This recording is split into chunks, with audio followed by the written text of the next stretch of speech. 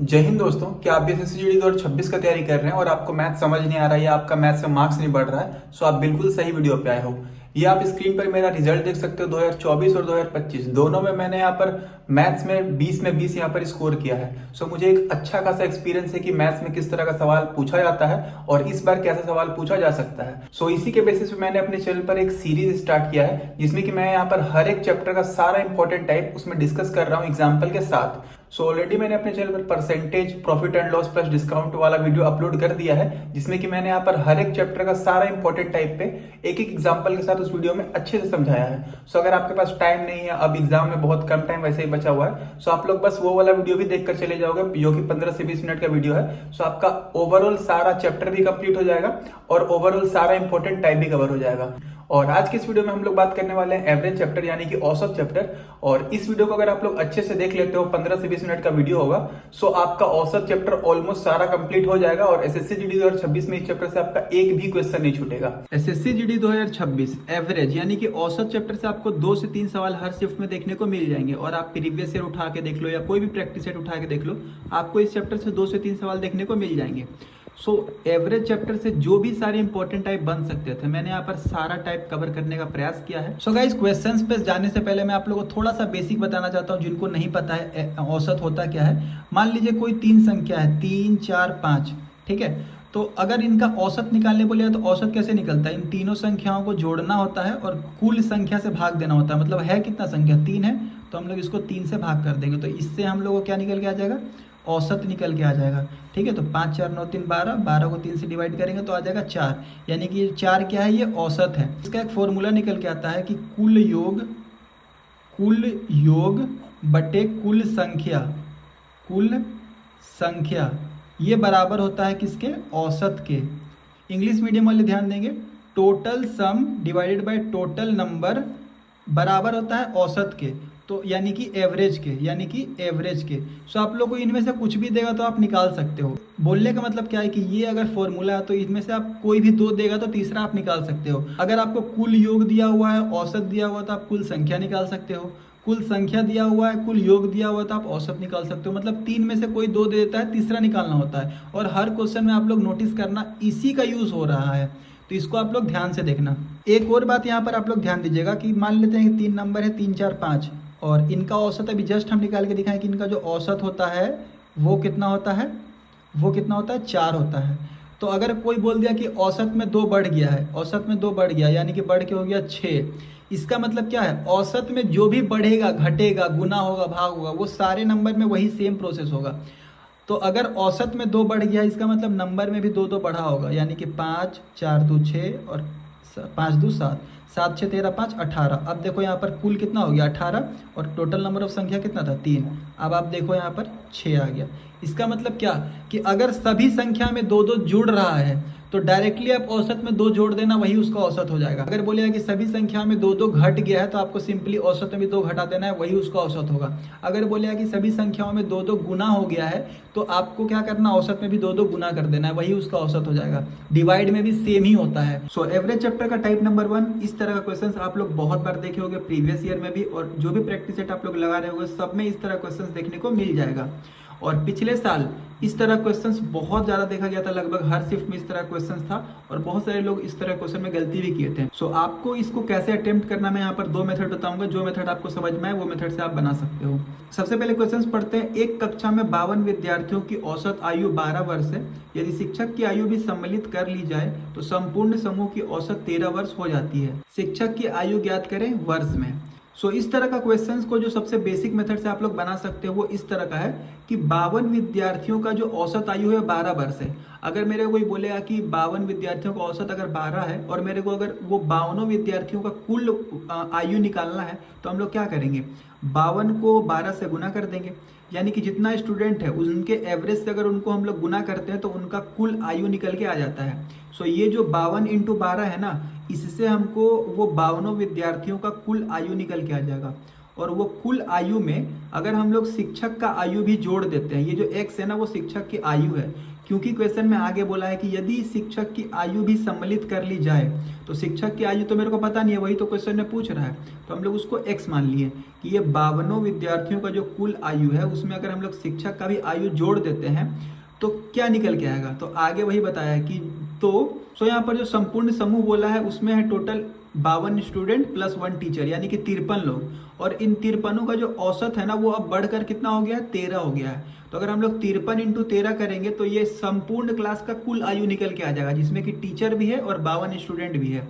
सो 53 into 13 करोगे तो 689 आएगा, और 52 इंटू 12 करोगे तो 624 आएगा। सो इसको इससे माइनस कर दोगे तो x का वैल्यू निकल के आ जाएगा, जो कि आ रहा है 65, और x का वैल्यू आपको पता है वो टीचर का आयु था, यानी कि शिक्षक का कुल आयु था। सो इस प्रकार से आप लोग इस तरह क्वेश्चन को सॉल्व कर सकते हो। मैंने यहाँ पर ये जो कुल आयु ही क्यों निकाला, क्योंकि मेरे को आयु निकालना है ना, औसत तो यहाँ का औसत तो बात किया नहीं है। तो हम लोग कभी भी कुछ भी रिलेट करते हैं तो एक सेम पेज पर ही रिलेट करते हैं। हम लोग को अगर बराबर भी इक्वल टू के अगर लेफ्ट साइड अगर आयु है तो राइट साइड भी आयु ही होना चाहिए। अगर इक्वल टू के लेफ्ट साइड में अगर एवरेज है तो राइट साइड में भी एवरेज ही होना चाहिए।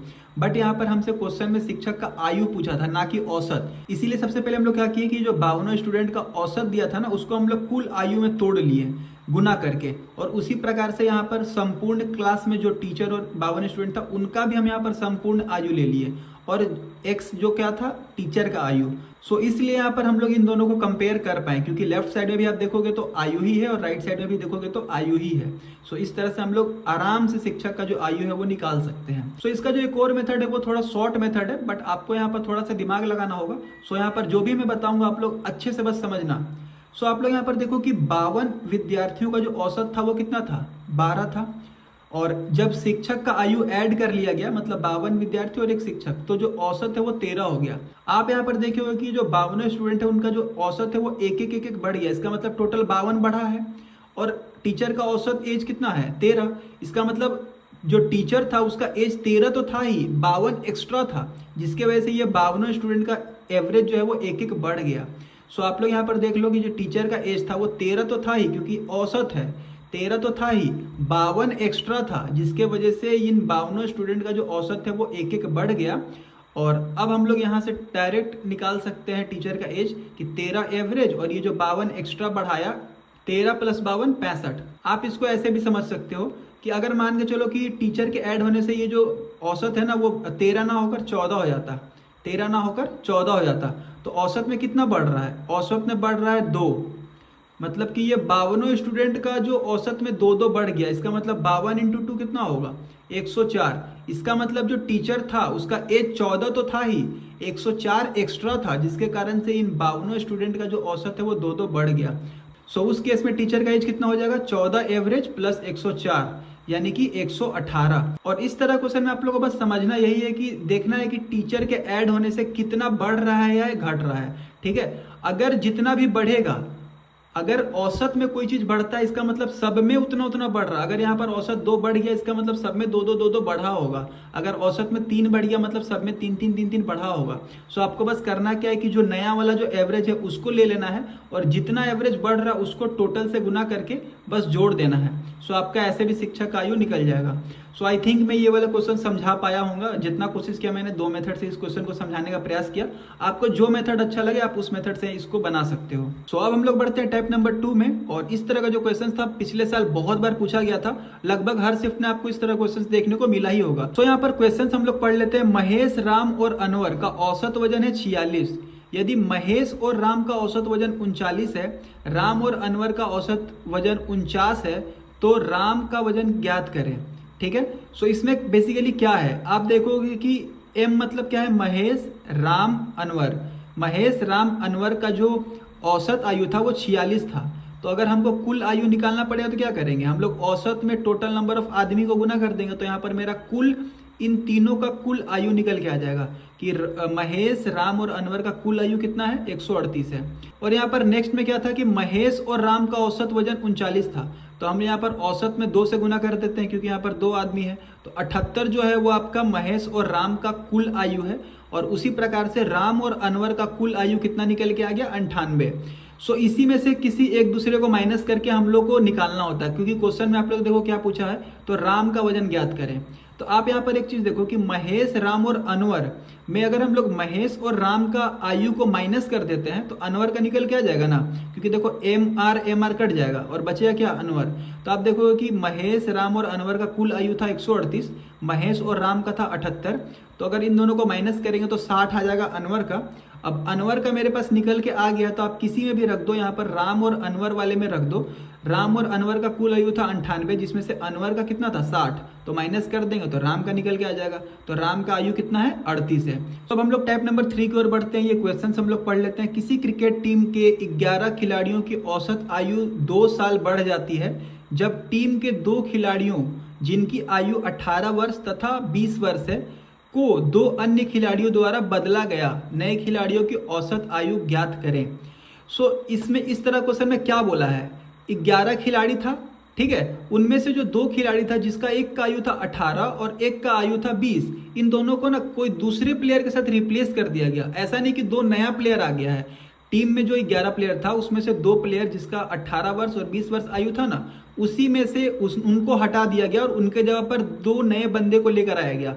अब वो जो 2 नया बंदा है उनका हो सकता है कि एज थोड़ा ज़्यादा हो, 18 की जगह पर 19 हो, 20 की जगह पर 22 हो। उनके कारण क्या हुआ कि पूरे टीम का जो औसत आयु है ना वो 2 साल बढ़ गया, ठीक है। तो वही पूछा जा रहा है कि वो जो 2 नया खिलाड़ी आया, इन 2 खिलाड़ियों के बदले में उनका जो आयु है वो कितना था, औसत आयु पूछ रहा है। अगर यहाँ पर जो 2 खिलाड़ी है जिनको निकाला गया उनका कुल आयु अगर 38 है और जो 2 नया प्लेयर लाया गया है उनका भी अगर कुल आयु 38 ही रहता तो औसत में कुछ भी चेंजेस नहीं आता।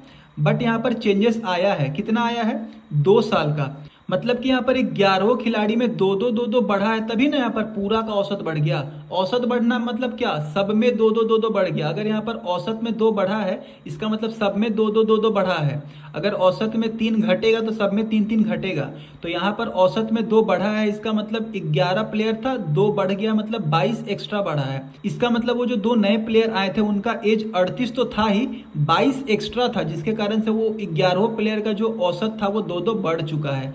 इसका मतलब वो जो 2 नए खिलाड़ी थे ना उनका कुल आयु कितना था, 38 तो था ही, 22 एक्स्ट्रा था, मतलब टोटल 50 साल था। और अगर आपसे औसत आयु पूछे तो औसत कैसे निकलता है, टोटल बट्टे कितना आदमी है, मतलब 50 है और 2 से हम लोग यहाँ पर भाग कर देंगे तो यहाँ पर औसत कितना आ गया, 25 साल। सो अब हम लोग यहाँ पर टाइप नंबर 4 की ओर बढ़ते हैं। ये क्वेश्चन आप लोग देखोगे कि 10 मैचों में खिलाड़ी का जो औसत स्कोर है वो 40 है, 11वें मैच में उसे कितने रन बनाने होंगे ताकि औसत 42 हो जाए। देखिए मैंने यहाँ पर हर तरह का क्वेश्चंस को यहाँ पर डील करने का प्रयास किया है, कुछ इजी भी है कुछ टफ भी है। ऐसा नहीं कोई बोल सकता है कि भाई ये तो सारे इजी करा दिए, भाई एसएससी जीडी में इजी ही सवाल आते हैं, बट मैंने फिर भी इसमें कुछ टफ वाले क्वेश्चंस भी कराए हैं कि कोई ऐसा ना बोल दे कि भाई आपने तो सिर्फ इजी ही करा दिया।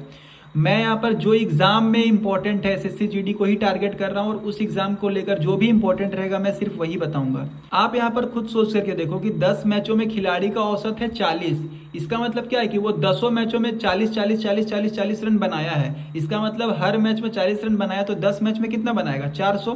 तो ये जो 400 है ना वो है टोटल कुल रन, कितना है, कुल रन है, 10 मैचों में कुल रन बनाया है 400। आगे बोला कि 11वें मैच में वो कितना रन बनाएगा ताकि औसत जो है वो 42 हो जाए। तो 11वें मैच मतलब कि 11 मैच में कितना रन बनाएगा कि उसका जो औसत है वो 42 हो जाएगा। तो यहाँ पर औसत हो गया है अब 42, तो हम लोग 11 को अगर 42 से गुना करेंगे तो 462 आएगा। और यहाँ पर ये जो 462 है वो क्या है, ये 11 मैच में वो कितना रन बनाया है, वो कुल रन निकल के आ गया 462। सो आप यहाँ पर मेरे को बताओ कि 10 मैच में कुल रन था 400, 11 मैच में कुल रन हो गया 462, इसका मतलब 11वें मैच में वो 62 रन बनाया होगा, तभी ना 462 हो गया। सो आप सिंपली इसको इससे माइनस कर दोगे तो आपका 62 निकल के आ जाएगा। सो अब हम लोग बात करते हैं टाइप नंबर 5। ये थोड़ा सा टफ क्वेश्चन है, बट बहुत सारे यूट्यूबर लोग टफ क्वेश्चंस नहीं बताते, वो इजी क्वेश्चन बताते ताकि उनको समझाने में आसानी हो और बच्चे लोग उनके बहकावे में आ जाए। बट मैं ऐसा नहीं करता, जो एग्जाम में आता है मैं वो सारे क्वेश्चन इसमें डील करता हूँ ताकि नेक्स्ट टाइम जब वो इस तरह क्वेश्चन एग्जाम में आए तो आप भी उसको बना सको बेस्ट मेथड से। सो क्वेश्चन देखो थोड़ा सा लंबा है, पढ़ने में टाइम लगेगा, बट हम लोग पढ़ते हैं। 13 संख्याओं का औसत 57 है, प्रथम 3 संख्याओं का औसत 48 है और अगली 7 संख्याओं का औसत 58 है। 11वीं संख्या 12वीं से दुगनी है, 12वीं संख्या 13वीं से 3 कम है, 11वीं और 13वीं संख्या का औसत ज्ञात करें। सो ये था ओवरऑल क्वेश्चंस। आप अगर क्वेश्चंस को पढ़े होंगे तो आपको पता चला होगा कि 13 टोटल संख्या है, उनका औसत 57 है। तो 13 संख्या है, उनका औसत अगर 57 है, तो अगर हमको कुल निकालना होगा तो कुल कैसे निकलता है? एवरेज इंटू टोटल संख्या। तो एवरेज में अगर कुल संख्या गुना कर देंगे तो ये मेरा कुल निकल के आ जाएगा। और आगे आप लोग देख सकते हो कि मैंने यहाँ पर 1 से लेकर 13 तक लिखा है, बट आपको एग्जाम में ऐसा नहीं लिखना, बस मैंने यहाँ पर ये समझाने के पर्पज से लिखा है। क्वेश्चंस आप लोग आगे पढ़ो। प्रथम 3 संख्याओं का औसत 48 है, तो प्रथम 3 संख्याओं का औसत 48 है, तो कुल कितना हो जाएगा? तो 48 में 3 से गुना कर देंगे तो 144। मतलब जो पहला 3 संख्याओं का कुल है यानी कि टोटल है वो 144 है। अगली 7 संख्याओं का औसत 58 है, यानी कि अगली 7 संख्याओं का औसत 58 है, तो कुल कितना हो जाएगा? तो 58 में 7 से गुना करेंगे तो 407, यानी कि जो अगली 7 संख्याओं था उनका कुल यानी कि टोटल कितना था? 406। सो अब हम लोग यहाँ पर आगे देख लेते हैं 11वां 12वां 13वां इन तीनों का कुल कितना होगा, तो इसको हम लोग कैसे निकालेंगे? तो आप लोग यहाँ पर एक चीज देखो, ये जो 741 था वो क्या था? 1 से लेकर 13 तक का कुल था, यानी कि टोटल था। अगर हम लोग 1 से लेकर 13 तक में 1 से लेकर 10 तक को माइनस कर देंगे, यानी कि आप देखो 1 से लेकर 3 तक का कुल था 144 और बाकी का 7 का था 406। इन दोनों को आप जोड़ोगे तो आएगा 550। ये जो 550 है वो क्या है? ये है 1 से लेकर 10 तक का कुल, और ये जो 741 था वो था 1 से लेकर 13 तक का कुल। तो 741 में 550 को माइनस कर देंगे तो ये जो 191 आएगा वो 11 12 13 का ही तो कुल आएगा। तो अब मेरे पास सारा कुछ निकल के आ गया है। 11 12 13 का जो कुल है वो 191 है। अब हमको बस एक एक करके सारा कुछ निकालना है। तो अब हम लोग यहाँ पर क्वेश्चंस को आगे पढ़ते हैं। यहाँ पर क्या बोला गया है कि 11वीं संख्या 12वीं संख्या की दुगनी है। 11वीं संख्या 12वीं की दुगनी है, तो हम यहाँ पर 12वीं को यहाँ पर x मान लिए, और अगर 11वीं दुगनी है तो ये 2x हो जाएगा। सो आप लोग यहाँ पर देख सकते हो ये जो अगला लाइन लिखा हुआ है कि 12वीं संख्या 13वीं संख्या से 3 कम है। 12वीं संख्या 13वीं से 3 कम है। ऑलरेडी हम 12 को x मान चुके थे, तो इसमें -3 करने से अच्छा है कि हम यहाँ पर ही इसको ही +3 कर देते। क्यों? कि अगर 12 जो है वो 13 से 3 कम है, इसका मतलब जो 13 है वो 12 से 3 ज्यादा होगा। सिंपल बात है। सो यहाँ पर एक इक्वेशन निकल के आ गया कि जो 11 है वो 2x है, 12x है और 13x + 3, ये एक रिलेशन निकल के आ गया। अब यहाँ पर तीनों को जोड़ने पर 191 आ रहा था, जैसा कि आप यहाँ पर देख सकते हो। तो 11 12 13 यानी कि 2x + x + x + 3, इन तीनों को अगर आप जोड़ोगे तो यहाँ पर x का वैल्यू निकल के आ जाएगा। और जब x का वैल्यू निकल के आ जाएगा तो आप अगर इसमें और इसमें और इसमें पुट करोगे तो 11वां 12वां 13वां का इंडिविजुअल निकल के आ जाएगा। तो हमसे क्वेश्चन में बस पूछा था 11वीं और 13वीं संख्या का औसत। तो 11वीं संख्या क्या हो जाएगा? x का वैल्यू है 47, तो 2x हो जाएगा 94।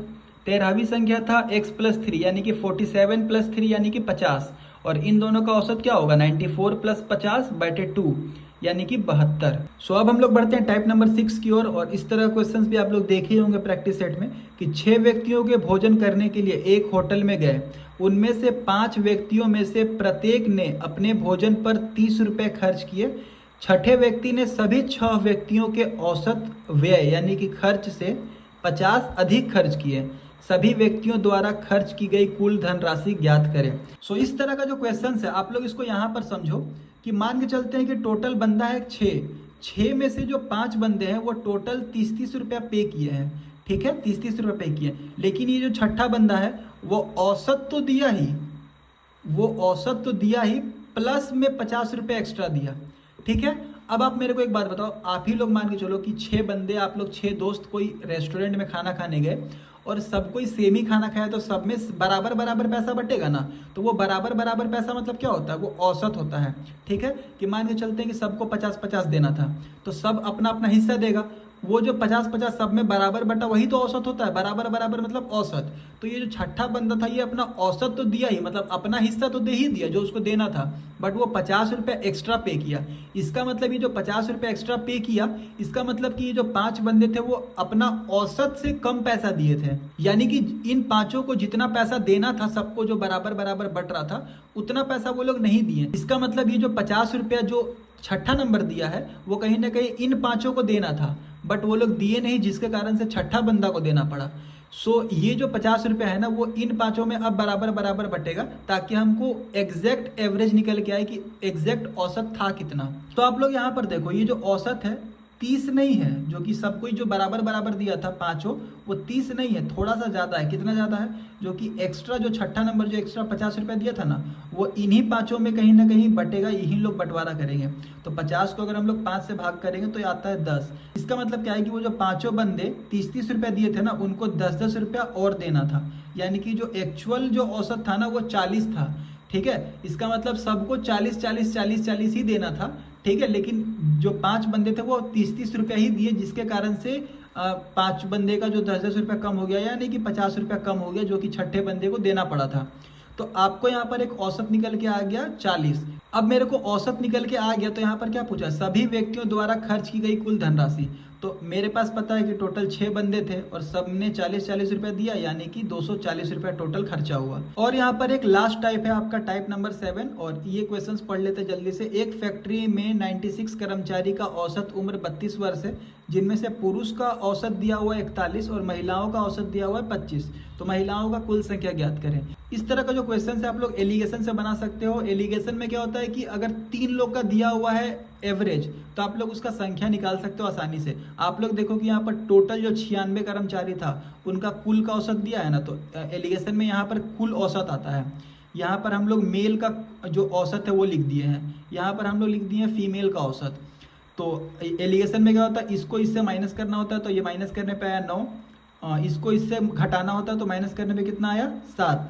तो आप यहाँ पर ये जो 7 और 9 है ना, वो संख्या में आ गया। ठीक है, और ये रेशियो में है, तो आप देखो कि मेल का संख्या 7 आ गया और फीमेल का संख्या 9 आ गया। बट ये जो है वो रेशियो में है, तो अगर आप देखो तो मेल और फीमेल दोनों को जोड़ने पर कितना आ रहा है 16, जो कि रेशियो में था। बट एक्चुअल में टोटल मेल और फीमेल कितने थे? 96 थे। इसका मतलब 16 नहीं है, 96 है। इसका मतलब 6 गुना ज़्यादा। इसका मतलब कहीं ना कहीं जो महिलाओं का कुल संख्या 9 आ रहा है रेशियो में, ये 9 ना होकर 6 गुना ज़्यादा, यानी कि 54 था। सो आप लोग इस तरह क्वेश्चंस को एलिगेशन से आसानी से बना सकते हो। अगर आपके पास तीनों का औसत दिया हुआ है तो आप लोग संख्या निकाल सकते हो आराम से।